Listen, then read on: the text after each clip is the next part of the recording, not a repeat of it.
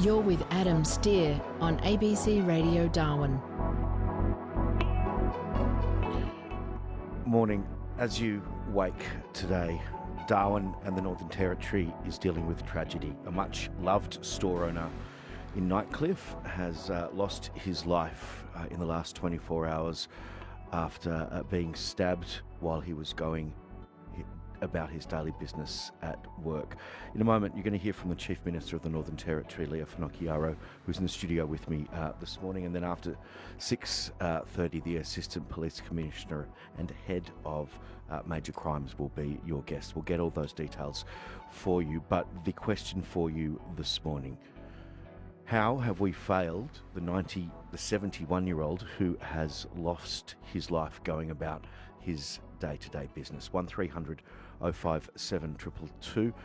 Before I get to the Chief Minister, we've also got some traffic updates for you. Unfortunately, there has been a serious two-car collision on the Stewart Highway that is just north of Lake Bennett. Traffic heading north are being diverted through Batchelor, while traffic heading south are being diverted through the Cox Peninsula Road. Emergency services are asking you to avoid the area. A serious accident. I'll get you more details of that, but it is another tragedy on our roads. There is a serious accident on the Stewart Highway just north of Lake Bennett near Chinner Road. Please avoid the area if you want. There are diversions in place on the Stewart Highway.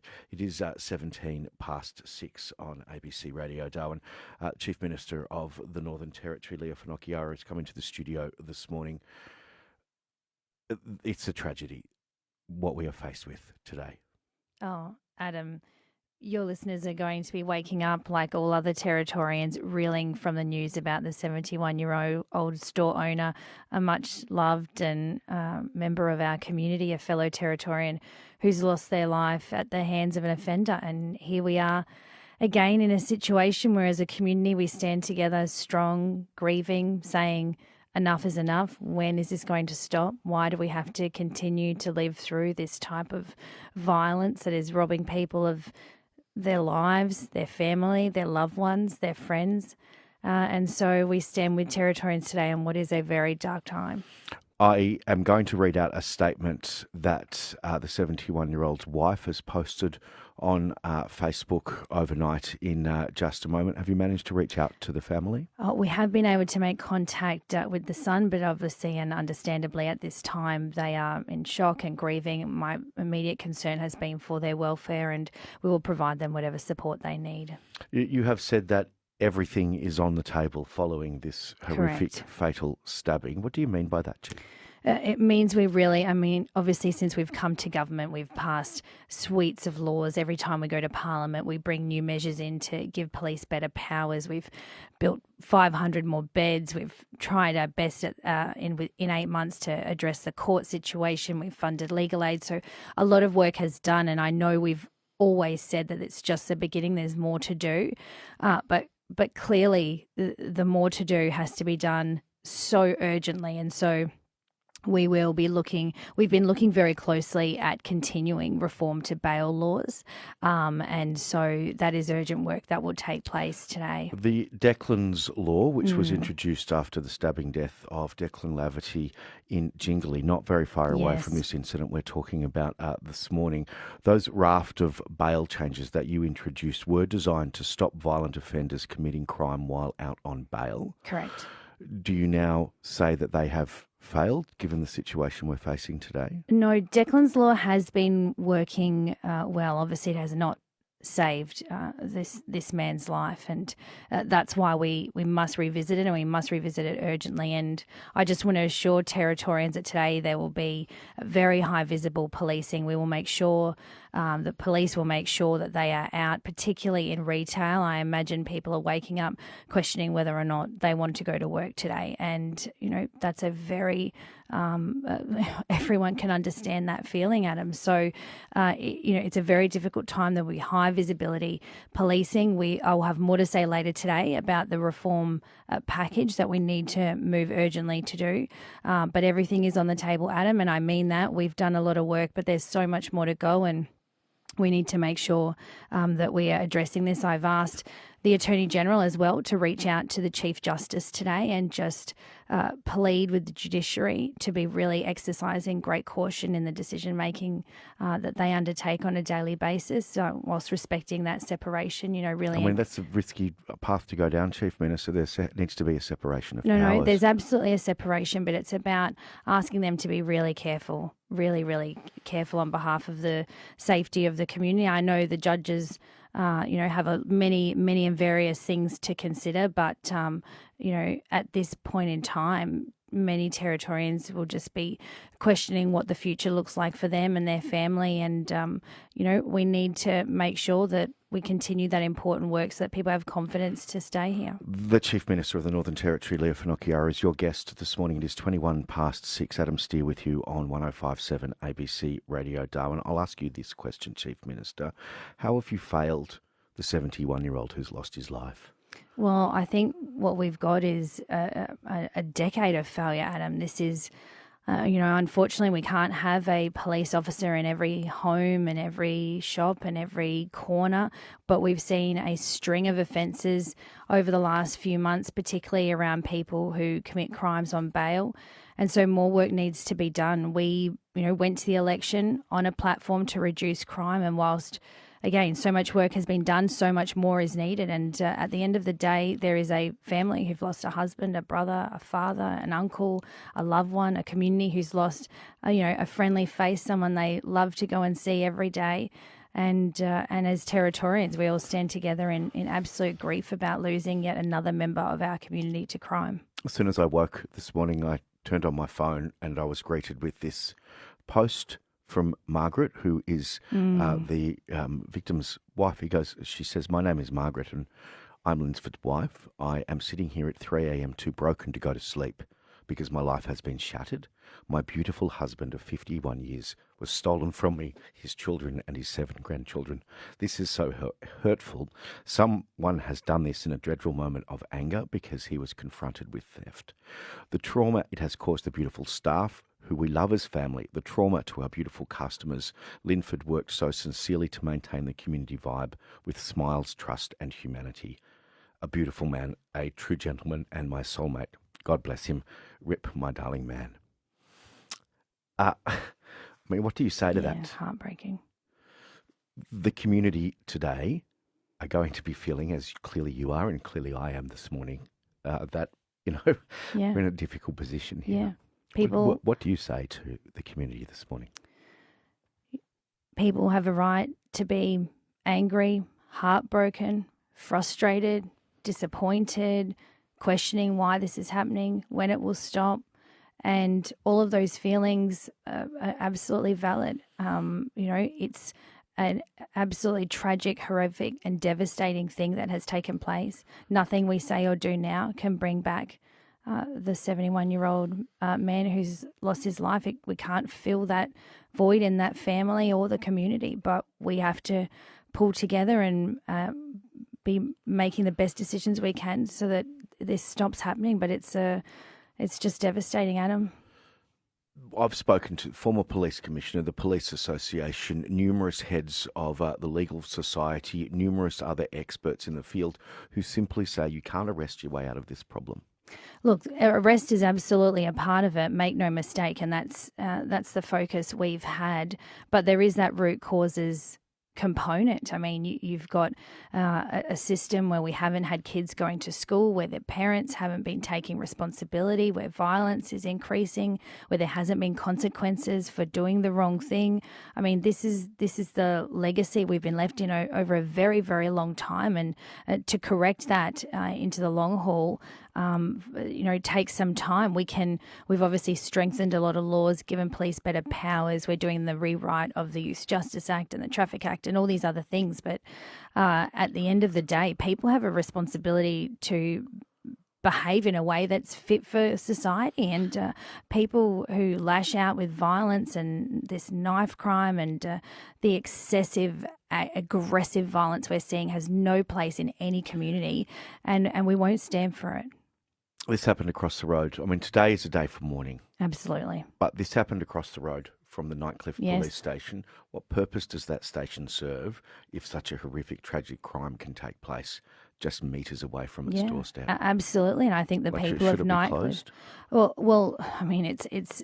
I've said it so many times, Adam. It's effectively an office building. It's a police station in name only. This is a multi-million-dollar building and broken promise to the people of Nightcliff and that area.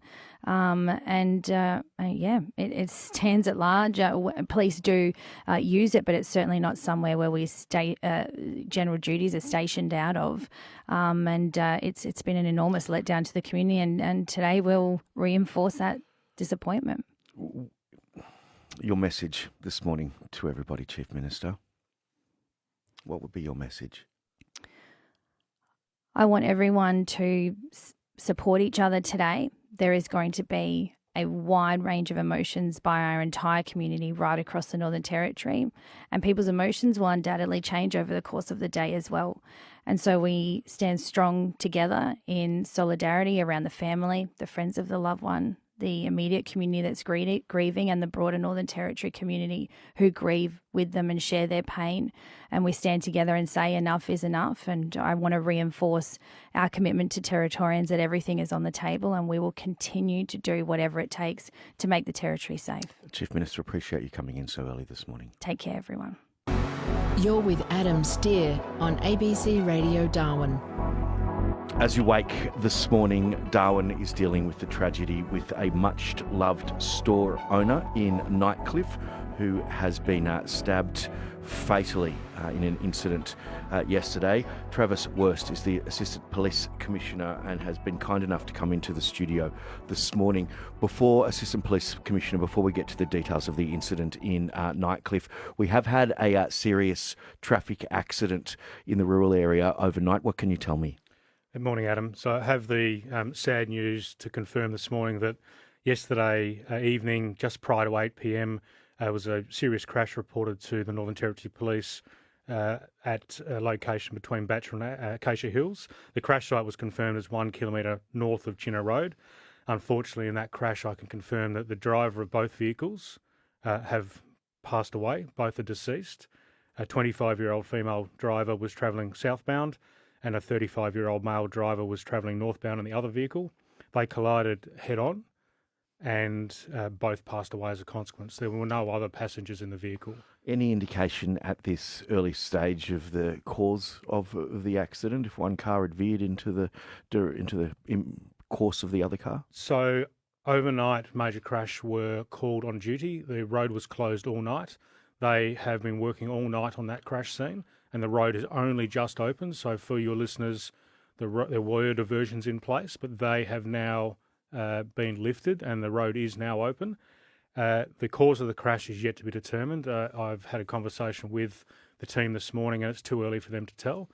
They have got some indications, but at this stage, other than it being an absolute tragedy for the two families that have lost loved ones, the actual cause of the crash is yet to be determined. But the expertise within that major crash team is as outstanding, and they will come up with an outcome that will provide to the public in due course, and obviously to the coroner. Yeah, and of course our thoughts go out to the family and friends of those two victims of the traffic accidents and the hardworking first responders.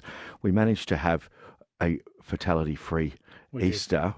It was looking okay. There was a lot of breath testing going on. I think there was 484 mobile breath testing situations, 5,000 road users breath tested.